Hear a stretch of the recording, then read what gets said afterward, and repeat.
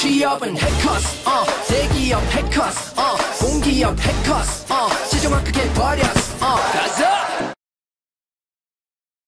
안녕하십니까, 반갑습니다. 공기업 취업 전문가 윤종혁입니다. 자, 드디어 우리가 기다리던 코레일이 채용을 합니다. 드디어 생각보다 조금 일찍 나왔어요. 일찍 나오기는 했는데 보통 이제 한 2월 중순에 떠서 3월에 시험을 치지 않을까 라고 이렇게 생각을 했는데 이제 3월 4일 날 시험을 칩니다. 접수 기간이 2월 13일부터 시작해서 2월 15일까지 3일 정도밖에 안 되기 때문에 여러분들이 미리미리 자소서는 이미 공개가 되었거든요. 그래서 미리미리 자소서를 준비를 하시는 것도 좋지 않을까 생각을 합니다. 자, 자소서라고 얘기를 했을 때 대부분 코레일에서 서류에서 떨어지는 사람들은 거의 없죠. 왜냐하면 적부 판정이기 때문에 그렇습니다. 적부 판정이기 때문에 대부분 이제 결격 사유가 없으면 전부 다 지원 가능하고요. 그 다음에 전부 다 필기 시험을 보게 되는데 그럼에도 불구하고 자소서에서 유의사항을 지키지 않아서 실제로 떨어진 사람들도 있습니다. 그렇기 때문에 유의사항만 좀 잘 지켜보시면 될 것 같고요. 나중에 이것이 면접에는 영향을 미칠 수 있으니 사실상 코레일 자소서 같은 경우는 여러분들이 방향성만 좀 잘 잡아준다면 꽤 빠른 시간 내에 여러분들이 쓸 수 있지 않을까라고 이렇게 생각을 합니다. 자, 보시게 되면 우리가 여기에서 이제 꽤 많이 채용을 합니다. 896명 정도를 채용을 하고요. 하반기에는 고졸 채용이 있을 예정이죠. 그러니까 상반기에 굉장히 많은 채용을 하게 되고 그리고 하반기에는 우리는 고졸 채용을 한다. 이렇게 생각을 하시면 될 것 같습니다. 2022년부터 내려오는 그런 형태인 거죠. 자, 그러다 보니까 대부분 이제 이렇게 수도권, 강원권, 충청권, 호남권 해서 계속해서 채용을 하게 되고요.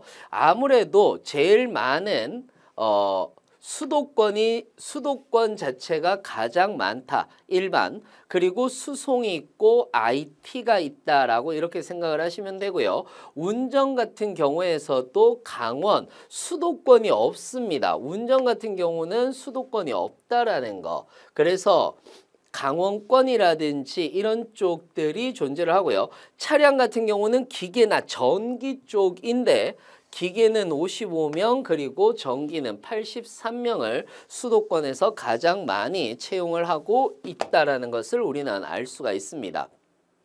토목 같은 경우와 건축 같은 경우도 역시 마찬가지고요. 건축은 일반하고 설비로 나눠지고 있고요. 여기에 따라서 전공 문제가 달라진다는 점 잊지 마시기 바랍니다. 자, 일단 여기에서 우리가 알고 있어야 되는 건 전보 제한이 있다라는 거예요. 전보 제한이라고 얘기를 하는 것은 배치가 되고 나서 10년간 그 지역에서 업무를 해야 한다라는 거예요. 그래서 전보를 제한하고 있고요. 그 다음에 수송이라든지 이런 쪽은 직무 제한도 가지고 있다라는 거 알고 계시면 될 것 같습니다. 직무 제한도 있습니다. 그러니까 직무를 바꿀 수가 없다라는 그 얘기인 겁니다. 자, 그 외에 관제도 채용을 하고 있고요. 그리고 차량, 토목, 전기, 통신이다라고 얘기를 하는데 사무 영업에 대한 보통 사무는 사무 영업을 하는데 가끔가다 수송 업무에 배치될 수도 있다라고 얘기를 하고 있다라는 거 알고 계시면 될 것 같습니다. 자, 기본적으로 전공, 직업기초능력 25문제 그리고 전공 25문제거든요. 그러니까 여기에서 중요한 건 뭐냐 하면은 모두 다 풀어야 된다는 점입니다. 무슨 말이냐 하면은 우리가 흔히들 얘기를 했을 때 전공과 직업기초능력은 다 풀어야 합니다. 왜 그러냐면 전공 25문제, 직업기초능력 25문제인데 다 같이 보거든요. 다 같이 보다 보니까 25문제, 25문제인데 전공 같은 경우는 경영에서 회계나 재무가 나오지 않습니다. 회계나 재무가 나오지 않는다라는 거. 그러니까 일반 경영학만 나오고 있다라고 보시면 되는데 전공에서 생각보다 시간을 단축할 수 있는 거죠. 그러다 보니까 직업기초능력 같은 경우는 여러분들이 다 푸셔야지 합격을 할 수 있다라고 이렇게 여러분들이 생각을 하시면 될 것 같고요. 지금 현재 2020년 하반기가 2020년 상반기보다는 난이도가 낮았어요. 그런데 2022년 상반기의 정도의 수준으로 될 것이다 라고 이렇게 생각을 해보시면 되는 건데 아무래도 필센 유형이 나오고 있고요. 의사소통의 지문이 좀 길다 보니 시간 관리가 가장 중요하겠다 라고 이렇게 생각을 하시면 될 것 같습니다. 그래서 대부분이 여러분들이 여기에서 핵심적인 부분은 다 푸셔야지 된다라는 거예요. 다 푸셔야지 됩니다. 그래서 반드시 모든 문제를 풀어낸다라는 것, 넘어가는 문제 없이 모든 문제를 풀어낸다라는 거고요. 술이라든지 문제 해결에서 조금 막히게 된다면 여러분들이 바로 넘어가서 다른 문제 풀고 다시 돌아와서 푸는 그런 연습을 해 주시면 좋을 것 같습니다. 자, 그래서 핵심적인 부분에 대해서 이야기를 드렸어요. 자기소개서에서 이 유의사항을 지키지 않으면 불합격 처리가 될 수도 있습니다. 자, 반드시 600바이트 이상은 적으셔야지 됩니다. 한두 줄 적으면 절대 안 되는 거고요. 그 다음에 개인정보사항, 즉 성명, 이름 적으면 안 되고요. 출생지 적으면 안 됩니다. 그러니까 지역 이름 적으면 안 된다라는 거예요. 회사나 학교명도 안 됩니다. 그래서 기업명, 내가 어디에서 인턴을 했다라고 얘기를 한다면은 땡땡 공사에서 인턴을 한 적이 있습니다.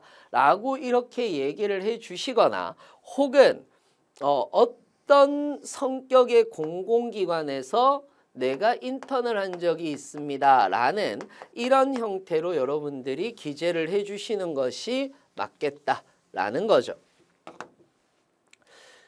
그 다음에 표절이나 비속어, 반복 문장, 회사명은 회사명 오기 전엔 불합격 처리될 수가 있습니다. 특히 요즘에는 카피킬러라고 있죠. 그러다 보니까 여러분들의 자소서를 돌려보면은 인터넷에서 또 도는 것인지 아닌지를 알 수가 있어요. 거기에다가 반복되는 문장, 똑같은 문장이 2개가 들어가 있으면 불합격이 될 수 있다라는 거 여러분들이 알고 보시면 됩니다. 경력 및 경험 사항에 대해서는 증빙을 요구하지 않습니다. 그러나 사실에 입각해서 작성을 하시고요. 만약에 발각이 될 경우에는 합격이 취소가 될 수 있다는 점 여러분들이 꼭 알고 계시면 될 것 같습니다. 자, 그러면 자소서 항목 1번부터 한번 볼게요. 여러분들이 귀하가 가장 중요하게 생각하는 가치관은 무엇이며 라고 했을 때 여기에서 중요한 게 어떤 거냐면 이런 거예요. 여러분들은 대부분 어떻게 얘기를 하느냐면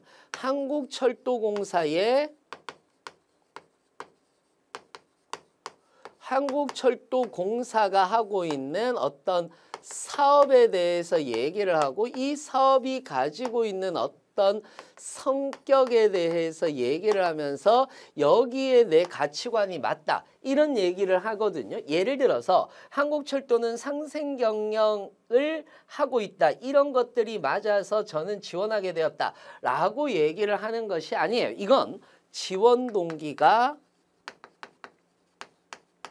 아니라는 점입니다.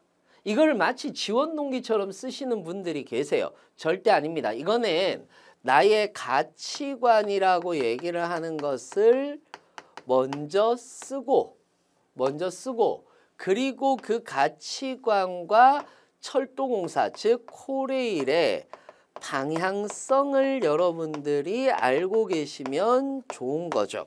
그러면 가치관은 어떻게 하느냐? 키워드로 나타내시면 좋은데 어떻게 일치하느냐라고 얘기를 하는 거잖아요. 그러면 우리가 알고 계셔야 되는 것 중에 하나가 대부분 나의 가치관이 매우 특별해야 된다라고 생각하세요. 그리고 뭔가 어디에서 본 적 없는 그럴싸한 말로 이걸 꾸며내야 된다라고 생각을 하시는데 절대 그렇지 않습니다. 무슨 말이냐? 대부분 가치관은 보편타당한 나의 가치관인 거잖아요. 그러면 나의 가치관은 뭐 엄청 멋진 것이 아니라 보편타당한 거예요. 그 보편타당한 윤리에 대해서 윤리성인데 그 중에서 내가 중요하다라고 생각하는 것들이 가치관이다라고 생각하시면 됩니다. 무슨 말인지 이해되세요?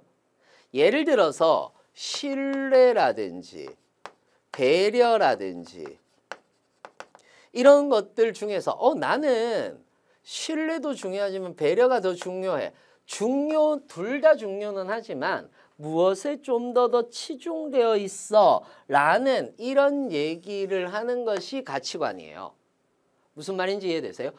멋들어진 명언이나 명구라든지 이런 것들로 안 하는 것이 좋습니다. 그런데 자, 대부분의 보편타당한 윤리성은 누구도 가지고 있을까요? 코레일도 가지고 있겠죠. 코레일의 어떤 핵심 가치에서 여러분들의 무엇을 가치관의 키워드를 뽑아내면 되는 거고요. 그리고 코레일의 방향성이라고 얘기를 하는 것이 있는데 이 코레일의 방향성이라고 얘기를 하는 것은 대부분 방향성은 잘 모르세요. 방향성에 대해서는 어디에서 봐야 되는지 무엇을 봐야 되는지 모르는데 CEO 인사말을 보시면 됩니다. 무슨 말인지 아시겠죠? 자, 그러면 한번 보면서 얘기할게요. 자, 이거예요. 즉 뭐냐 하면 배려라는 키워드.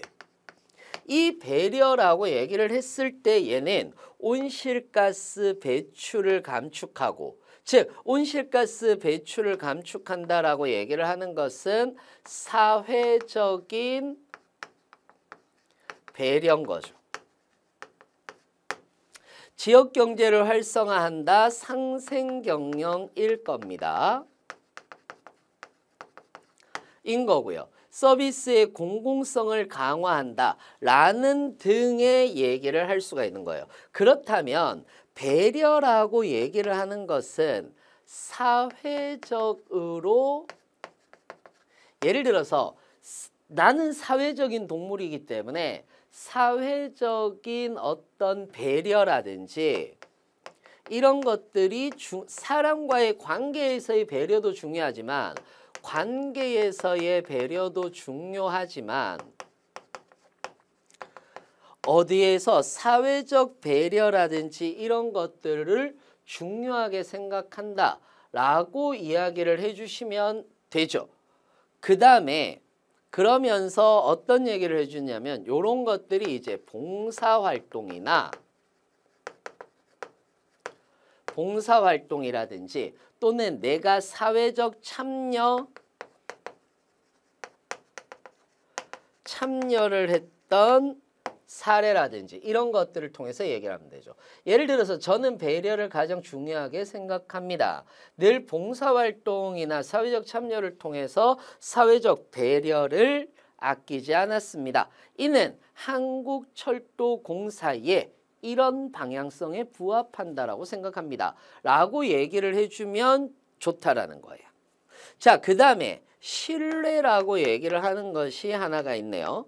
신뢰는 보니까 장애를 줄이고 안전한 철도죠. 정시 운행을 한다라고 얘기를 했어요. 그러면 신뢰라고 얘기를 하는 것은 책임감, 약속 이런 거예요. 그리고 어떤 원칙, 이런 것들, 안전이니까 원칙 이런 것들인 겁니다. 그 다음에 친근한 철도라고 얘기를 해서 친근하다라고 얘기를 하는 것은 예를 들어서 소통. 나는 소통이 가장 중요하다라고 생각을 한다. 또는 어떤 관계라든지 이런 것들을 중요하다라고 생각한다. 라고 얘기를 해도 되는 거예요. 그 다음에 편이다라고 얘기를 하는 것 자체는 가장 중요한 건 뭐다? 효율성이라고 생각한다. 나의 가치관에서 내가 일을 할 때 가장 중요한 것은 효율성, 그리고 혁신, 자기 개발하는 것들, 이런 것들이 중요하다라고 생각을 해요. 라고 이렇게 얘기를 해줄 수도 있다라는 거죠. 이해되셨나요? 자, 그러면 일단 저는 이런 부분을 중요하게 생각합니다. 저는 어떤 경험을 통해서 이런 가치관을 확립해 왔습니다. 라고 얘기를 해주면 된다라는 거죠. 그러면 지향하는 바라고 얘기를 했을 때, 자, 인사말에서 중요한 부분이 있어요. 철도는 탄소 중립 시대를 대표하는 핵심 교통수단이다. 친환경 교통수단인 거죠. 이는 기후변화 대응을 하기 위함인 거고, 이건 배려와도 연관이 있죠. 자, 그러면서 철도 차량의 도입을 확대하고 있고, 그 다음에 여기에서 재밌는 거, 친환경 철도 인프라를 구축하고 4차 산업혁명을 접목하는 데는 한국판 뉴딜이다라고 이렇게 얘기를 했어요. 한국판 뉴딜이다라고 얘기를 하는 것은 그린 뉴딜이 있고요. 그린 뉴딜이 있고, 그 다음에 디지털 뉴딜이 있어요. 디지털 뉴딜이 있어요. 그 다음에 이게 대표적이거든요. 그린 뉴딜, 기후변화 대응, 디지털 뉴딜이라고 얘기를 했을 때는 디지털 전환에 대한 이야기인 거죠. 그리고 피플이라고 얘기를 하는 것이 존재합니다. 그러니까 이게 되게 재밌는데 그린이 있고요. 그 다음에 디지털, 그 다음에 AI, 그 다음에 피플, 이런 식으로 존재를 하는 거거든요. 그래서 사람 뉴딜이라고 얘기를 해서 일자리 창출이라든지 이런 것들이 여기에 들어가게 되는데, 여기에서는 이거 두 개가 가장 대표적인 인사말에서의 방향이 될 겁니다. 자, 그렇다면 계속 볼게요. 자, 대한민국 철도는 한반도를 넘어 유라시아로 가는 꿈을 꾸고 있다라고 얘기를 해서 대륙 철도 연결에 대비해야 된다. 즉, 이거는 철도의 확장성, 그리고 이 철도의 확장성을 토대로 해서 디지털 전환을 꾀하겠다라는 얘기인 거잖아요. 그러면 이거는 혁신이라든지 이런 것들이 가장 중요하겠죠. 그 다음에 안전과 생명이다라고 이렇게 얘기를 했을 때에는 신뢰라고 얘기를 하는 것이 있는 거예요. 이해되셨나요? 자, 그러면 이렇게 연결하면 되죠. 철도공사가 지향한다고 하는 바는 이라고 얘기를 했을 때, 철도공사가 지향을 했을 때 지금 현재 기후위기 극복을 통해 뭐를 친환경 철도 차량의 도입을 확대한다. 이것은 사회적 배려라든지 그리고 사회의 일환으로서 무엇을, 또는 국제관계에 있어서 무엇을 하기 때문에 환경에 대해서 대비해야 되는, 기후환경 변화에 대한 대비하기 위한 사업이라든지 이런 것들과 일맥상통한다라고 생각을 한다. 이것은 곧 사회적 배려이고 사회적 배려를 통해서 공공성을 확대하게 되는 것이 나에게는 뭐 일치한다라고 이렇게 생각하고 있다라는 얘기를 해주면 돼요. 그러니까 나는 배려가 가장 중요하다고 생각합니다. 저는 특히 사회적 배려가 중요하다고 생각하는데 봉사활동이라든지 사회적 참여를 통해서 이런 것들이 중요하다라고 생각을 하는데 한국철도공사는 지금 현재 사회를 위해 또는 대한민국을 위해 또는 전 세계를 위해서 친환경 철도 인프라를 구축하고 있다. 라는 얘기들을 가지고 연결을 해주면 좋은 방향성으로 여러분들이 자소서를 쓸 수 있지 않을까라고 이렇게 생각을 해봅니다. 자, 이건 유일하게 경험과 관련된 얘기예요. 유일하게 경험과 관련된 얘기인데 다양한 사람의 의견을 듣고라고 얘기를 했습니다. 일단 조건 자체가 다양한 사람의 의견이 있는 거예요. 그러니까 소위 말해서 이거를 좀 더 회사에서 얘기하는 말로 고치면 이해관계자들이 자들의 다양한 요구가 있는 거예요. 이해관계자들의 다양한 요구가 있다면 당신은 이걸 조율할 수 있는 기초적인 능력이 있는가라는 것을 이야기를 하는 겁니다. 그렇다면 이를 조율한다라고 얘기를 하는 거예요. 조율한다라고 얘기를 했을 때 가장 중요한 것이 우리가 조율이라는 뜻을 정확하게 알고 있으면 좋아요.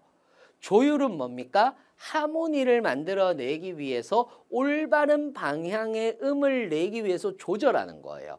즉 여기에서 중요한 건 올바른 방향인 거죠. 자, 이 올바른 방향은 어떤 방향일까요? 올바른 방향은 바로 공동체의 이익을 위해서라는 거예요. 올바른 방향으로 의견을 뭐 하는 거예요? 조정하는 거죠. 뭐를 위해서? 공동체의 이익을 위해라는 거예요.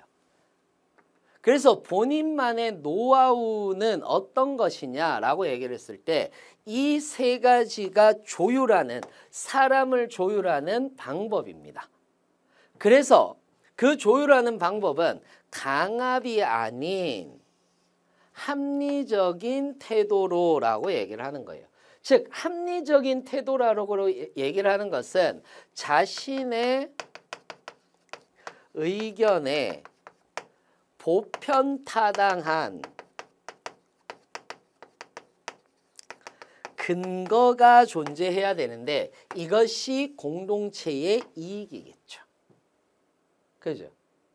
그 다음에 서로 상처를 주지 않는 비판. 비판은 뭐냐 하면 무엇이 문제점이야 라는 얘기를 문제점을 이야기를 해주는 거거든요. 왜? 조율을 할 때 누군가는 양보를 해야 되고 누군가의 의견은 수렴을 해야 되잖아요. 그러다 보니까 어떤 비판이라고 얘기를 하는 것은 문제점을 지적해 줘야 되는데 상처를 주면 안 돼요. 그 상처를 주지 않으려면 이 문제점이 있다라는 것에 대한 근거를 대야 되는 거고요. 이러한 근거를 댈 때는 정중한 하게라고 얘기를 해야 됩니다. 그 정중함이라고 얘기를 하는 것은 열린 마음으로 해야 된다는 거죠. 생각의 틀을 깬다라고 얘기를 하는 것은 뭐냐면 고정관념을 갖지 않는다라는 얘기예요. 고정관념을 갖지 않는다라는 얘기인 거고 열린 마음이다라고 얘기를 하는 것은 무조건 예스맨은 아니지만 그래 그럴 수도 있어 라는 얘기예요.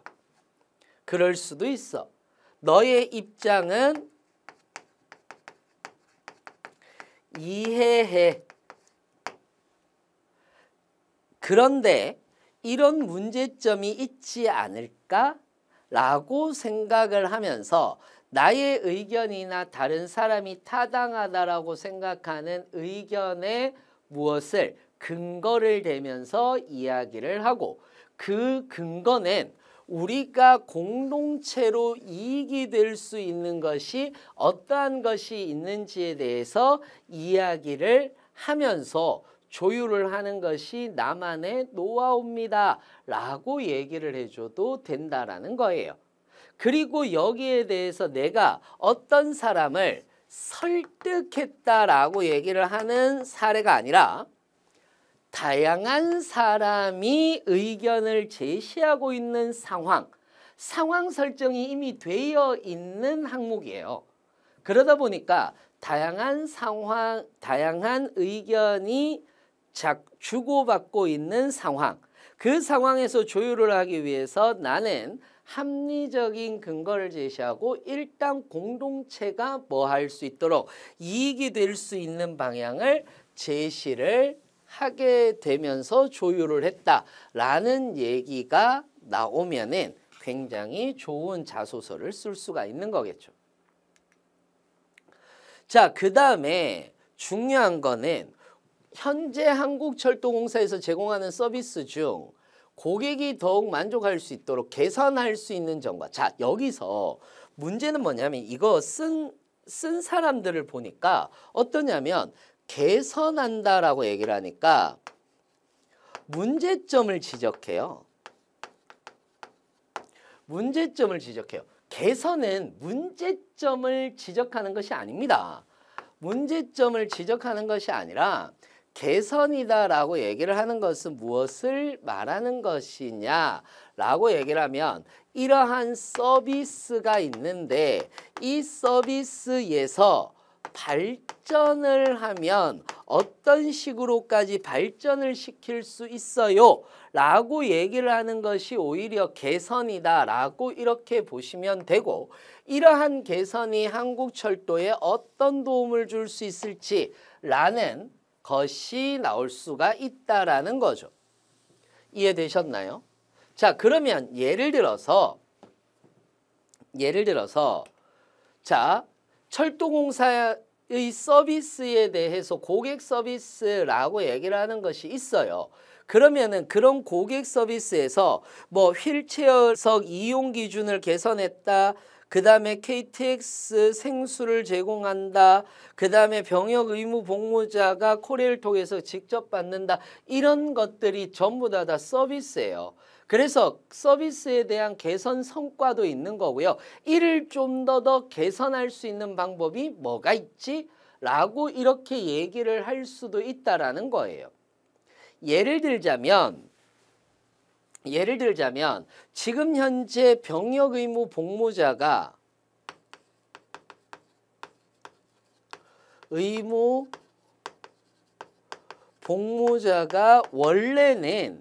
원래는 역사에서 직접 받도록 돼 있었는데 이제는 코레일 통해서 승차권을 직접 받을 수가 있게 된 거예요. 모바일로, 온라인으로. 그렇죠? 그러면 예를 들자면 이러한 것들뿐만 아니라 이런 병역 의무 복무자에 대한 또 다른 개선책이 없을까라는 것을 생각해 보면 된다라는 거죠. 주체가 누군지를 생각해 보면 되는 거예요. 그러면은 병역 의무 복무자다라고 얘기를 했을 때 코레일 톡이라든지 이런 것들이 있는 거고, 그 다음에 병역 의무 복무자라고 얘기를 했을 때 좀 더 대기할 수 있는 대기석 마련이라든지 이런 것들을 하게 된다면 오히려 병영 활동을 하는 데 있어서 국가에 대한 의무라든지 이런 것들에 대해서 좀 더 뿌듯해질 수도 있는 거고, 코레일에 대한 인식도 높아질 수 있다라는 얘기를 해줄 수도 있는 거죠. 또는 장애인에 대한 휠체어석 이용 가능이라고 얘기를 했어요. 그래서 휠체어석이 넓어진 거예요. 석이 넓어진 거예요. 그런데 중요한 게 뭐냐면은 지금 현재 KTX는 계단식으로 올라가요. 그러다 보니 휠체어를 가지고 그 다음에 보조받는 사람이 없으면 혼자 스스로 그 휠체어를 타시는 장애인분들은 혼자 기차에 탑승하지 못해요. 이건 거죠. 자, 휠체어석을 넓혔던 건 이건 뭐냐면 코레일이 어떤 그 장애인분들에 대한 장애인분들에 대한 이동권을 보장하고 이것이 소위 말하는 사회적인 배려와 역할로서 충분하다라고 할 수 있다. 그러나 여기서 더욱 장애인분들 누구예요? 휠체어석을 사용하시는 분들이 주체인 거죠. 항상 서비스는 누가 주체인지를 알고 있어야 돼요. 누가 몸뚱이인지를 알고 있어야 된다는 거죠. 그렇다면 장애인분들의 이동권을 보장하기 위해서 더 다르게 개선할 수 있는 방법이 없을까? 리프트를 이용한다라든지 또는 리프트를 이용할 수도 있고 또는 장애인분들을 위해서 계단식이 아닌 또 다른 이제 오르막 내리막인 비탈면을 할 수도 있다라는 거예요. 그러한 것들에 대한 이동권을 보장해 주는 것은 어떠할까라는 얘기들을 해 줄 수도 있는 거죠. 이건 여러분들의 경험을 적는 란이 아니에요. 이거를 마치 내가 이거 사용해 보니까 불편하던데 그래서 이거 고쳤으면 좋겠던데 라고 얘기를 하는 것이 아니라 주체가 대부분 철도를 이용하는 사람들 중에서 장애인 또는 병역의무복무자 혹은 다른 사람들, 특시를 이용하는 사람들이라든지 일반시를 이용하는 사람들 또는 역사를 이용하는 대부분의 사람들이 어떻게 하면 편리해질 수 있을까? 또는 대중교통과의 연계, 그 대중교통과 예를 들어서 광명역이다라고 얘기를 하면은 인천공항과 연계를 해서 여기에서부터 수화물을 붙이게 될 수 있는 서비스도 존재를 한단 말이에요. 그러면 다른 교통수단과의 연계는 없을까? 또는 대중교통과의 연계라든지 이런 것들은 있을 수 없을까? 코레일톡에서 바로 내가 도착하는 시간에 택시를 탈 수는 없을까? 혹은 또는 다른 어떤 서비스를 이용할 수는 없을까? 이런 것들을 우리는 생각해보고 이야기를 해볼 수 있다는 거죠. 이건 실제로도 어디에서 많이 묻느냐면 면접에서도 많이 물을 수 있는 자소서 항목이다라고 이렇게 생각을 하셔도 될 겁니다. 이해되셨나요? 이렇게 여러분들이 보시면 되고요. 마지막 항목입니다. 앞으로 철도공사가 중점적으로 추진해야 하는 사업은 무엇이며 아까 우리 방향성에서 어떤 얘기를 했나요?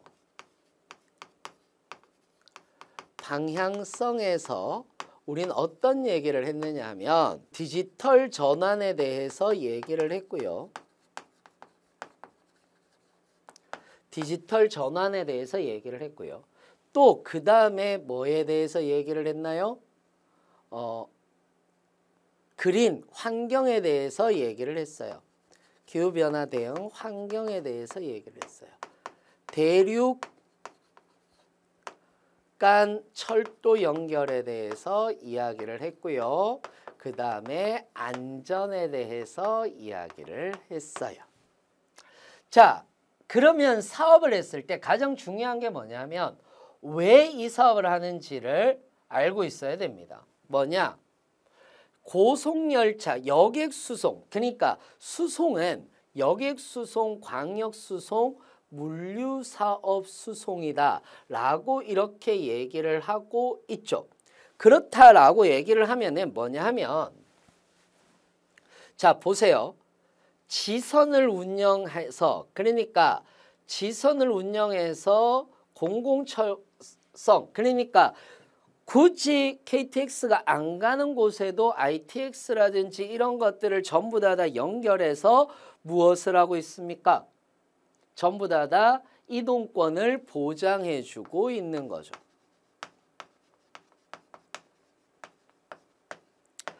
광역수송이다라고 얘기를 했을 때 얘는 무엇을 하고 있습니까? 지금 현재 광역철도라든지 이런 것들을 통해서 역시 마찬가지로 우리가 연결할 수 없는 도시 간 연결, 도시 내의 연결도 전부 다 이루어내고 있는 거예요. 그리고 물류사업은 유통업이 되는 거죠. 자, 이것을 국제사회로 넘어가게 되면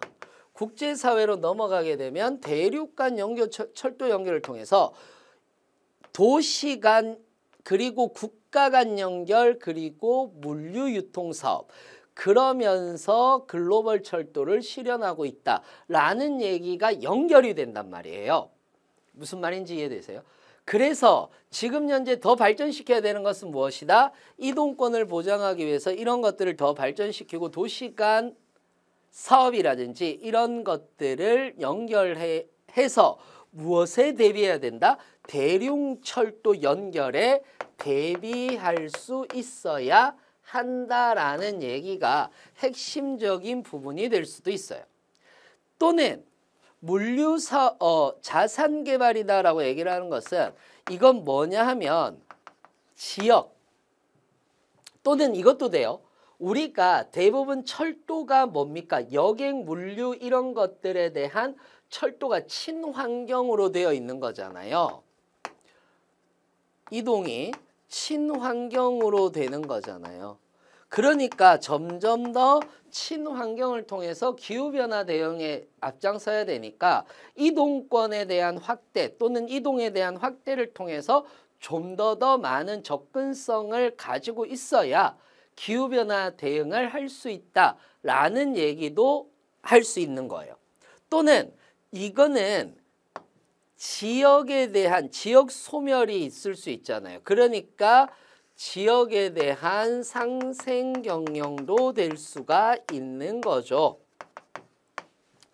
그래서 높은 수익 구조에서 탈피해서 부가가치가 높은 자산 개발을 통해서 자산 임대를 추진하고 있거나 이런 것들을 통해서 지역 활성화라든지 이런 것들을 하고 있어요라고 얘기를 해도 되는 거예요.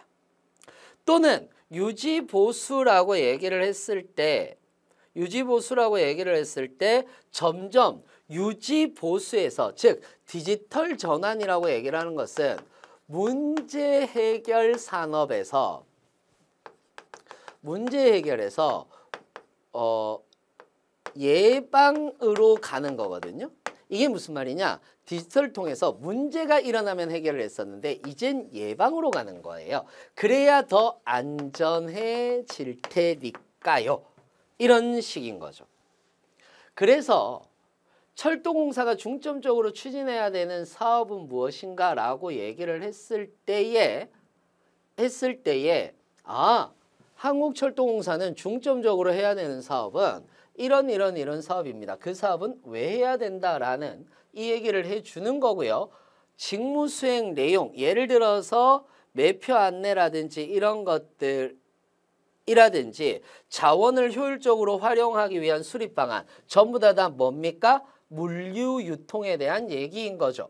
그러기 위해서 우리는 상품에 대한 수요 예측, 고객에 대한 특성 이해 이런 것들에 대한 지식을 가지고 있어야 되는데 저는 이런 지식을 어떤 경험을 통해서 가지고 있기 때문에 어디에 대해서 여객 사업이라든지 여객 산업에 대해서 기여를 할 수 있습니다. 라고 이렇게 이야기를 해 주시면 좋은 자소서를 쓸 수 있지 않을까라고 생각을 해봅니다.